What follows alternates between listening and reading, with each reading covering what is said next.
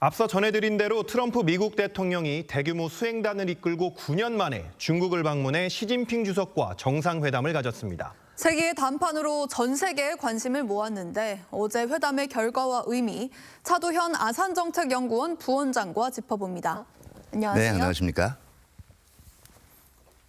이 두 정상이 135분간 정상회담을 가졌지만 네. 공동 성명은 없었고 양측의 발표에서도 온도차가 좀 느껴집니다. 이 9년 만에 다시 중국에서 열린 미중 정상회담 그렇죠. 어떻게 보셨습니까? 네, 일단 애초에 세기의 타결을 전망하기도 했지만 개인적으로는 그러기 어렵지 않을까 생각을 했어요. 그리고 네. 예상대로 결국 그 공동 성명이나 공동 발표문이 나왔다는 거는 기존의 이견을 봤던 거에 대해서 어느 정도는 타결이 됐다라는 거거든요.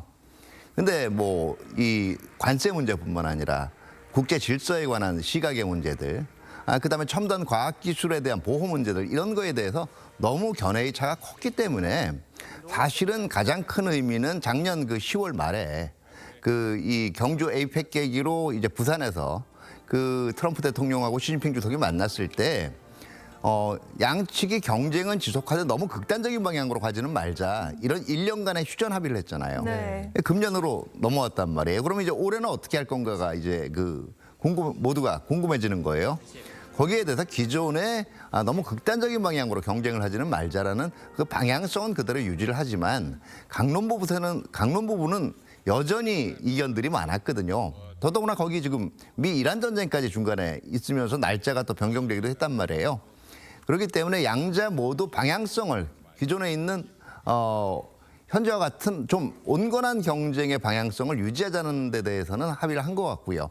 그렇기 때문에 지금 9월에 지금 시 주석이 다시 아마 미국을 방문하게 되지 않을까 예상이 되고 미국 입장에서도 그렇게 이런 방향성이 나쁠 게 없는 게 일단은 지금 중국에 대해서 어떤 중요한 양보를 하게 됐다면 기존에 있던 쟁점 현안들에 대해서 이게 트럼프 대통령의 정치적 친정이라고 할 수가 있는 미 공화당으로부터도 상당한 이 반발에 직면하게 될 수밖에 없었고요.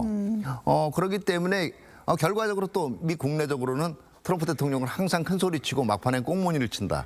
또 타코이가 나올 수밖에 네. 없었거든요. 근데 중대한 양보가 없이도 일부 트럼프 대통령이 설명하는 대로 미국산 상품의 수출이라든가 이런 부분에 대해서는 작은 성과를 과시하게 될 수 있다는 면에서 미국 나름대로도 만족할 수가 있었고 중국 같은 경우에도 안보 분야에 있어서 일단 자신들의 우려라든가 관심 사항에 대한 의견을 미국에 전달했다라는 것만도 큰 의미가 있는 거고요. 네. 그다음에 경제적인 면에서는 어차피 자신들이 어느 정도 키를 쥐고 있다라고 보고 있기 때문에 크게 양보가 없는 가운데서 주로 이 자율주행이라든가 반도체 그다음에 AI 같은 부분들에 있어 미국의 공급망에 접근할 수 있는 여지를 어느 정도 확보했다.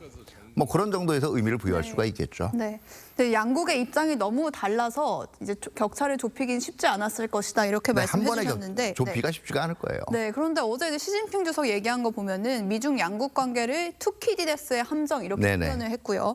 또 대만 문제를 잘못 처리하면 양국이 충돌할 수도 있다 이렇게 얘기를 했는데 결론적으로는 미국한테 우리 나아갈 길을 막지 말라 이런 네, 그렇죠. 것 같기도 하더라고요. 두 개가 연결이 돼 있는 거죠. 투키디데스 함정이라는 것 자체가 기존 패권국하고 신흥 이 도전 국가가 이제 이 맞부딪히는 과정에서 서로 어떤 이 양보가 없이 맞부딪히는 과정이 결국은 네. 전쟁으로 이어질 수 있다라는 걸 얘기를 하는 건데요. 이 투키디데스 함정까지 얘기를 한 거는 최근에 미국이 한번 보여주지 않았습니까? 자신이 이 꿈꾸는 국제 질서하고 다른 방향이 벌어질 때는 언제든지 군사력 투사를 할 수 있다는 걸 보여줬거든요. 네. 그러면 이게 인도 태평양 지역에서도 그럴 수 있다라는 생각이 들기 때문에 미리 견제를 한번 해본 거고요. 두 번째는 결과적으로 작년에 올 초에 공개가 된 미국의 국방 전략서 NDS에서도 있는 게 결국 대만 그리고 필리핀 그리고 이 남사군도 네. 그리고 일본 규슈 지역을 잇는 제1도련선 내로 중국의 영향권을 묶어놓는 것이 관건이라고 얘기를 했단 말이에요. 네. 그러니까 이 문제에 대해서 대만 문제에 대해서도 군사적으로 지원하거나 이럴 의지를 너무 노골적으로 밝히지 않는 게 좋을 거다라는 이런 중국의 의사를 표명을 한 거죠.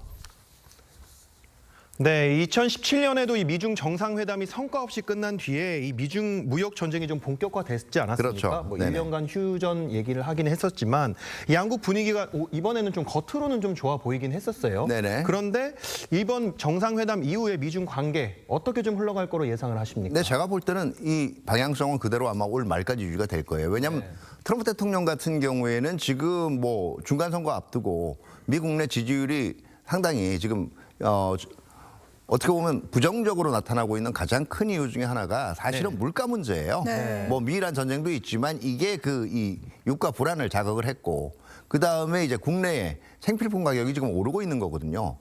근데 이제 작년에 해보면 미중 간에 다시 한번 무역 전쟁이라든가 이런 이 실질적으로 경쟁을 격화를 시키게 되면 이게 국내 물가에도 그대로 반영이 된단 말이에요. 그러면은 적어도 중간 선거 이전까지는 지금의 휴전 상태를 그대로 유지할 동기가 분명히 있는 거고요. 그건 중국의 경우도 마찬가지예요. 중국 같은 경우 흔히 신창타이라고 얘기하는 연 평균 뭐 5% 6% 정도의 성장을 계속 유지하기 위해서는 이게 무역 그 분쟁 같은 것이 결코 긍정적인 영향을 미칠 수 없거든요. 네. 그런 면에서는 아마 올 말까지는 계속 지속이 됐고 이게 이런 원칙이 아마 9월에 시진핑 주석이 만약에 방미를 하게 되면 다시 한번 확인해야 되지 않을까 이렇게 예상은 됩니다. 네, 사실 저희 입장에서는 미국과 중국이 북한에 어떤 입장을 취할 거냐 이게 굉장히 네네. 관심이 많은데 아까 이제 뭐 필리핀, 대만, 남중국해 얘기해 주셨는데 양국 모두 관심사가 북한에서 조금 멀어진 것 같다는 느낌도 있거든요. 어떻게 다루긴 다뤘을 거예요. 근데 아마 뭐 얘기하면 북한도 지금은 너무 그 한반도 긴장을 원하고 있지는 않고 또 이 중국 입장에서 그러도록 이 북중 협력을 할 테니까 이제 미국 대화도 한번 생각해봐라 한 이 정도였을 건데 네. 자 중국 매체 CNN 중국 매체가 보도를 한 거에 의하면 양 정상이 결과적으로는 이란 문제, 우크라이나 문제, 그 다음에 한반도 문제에 대해서 의견을 나눴다라고 얘기했거든요. 네. 정확하게는 이 언급 순서가 현재 미국하고 중국이 보고 있는 관심도의 정도를 반영한다라고 네. 봐야 됩니다. 다시 말해서 현재 이 북한 문제까지 흔히 뭐 일부에서 얘기하듯이 이게 미북 협상을 강력하게 권하지 않았겠냐. 미국도 지금 그거를 그렇게 생각할 뭐 겨루는 아니고요. 그건 중국도 마찬가지일 거예요. 네, 오늘 말씀은 여기까지 듣겠습니다. 감사합니다. 감사합니다. 네, 감사합니다.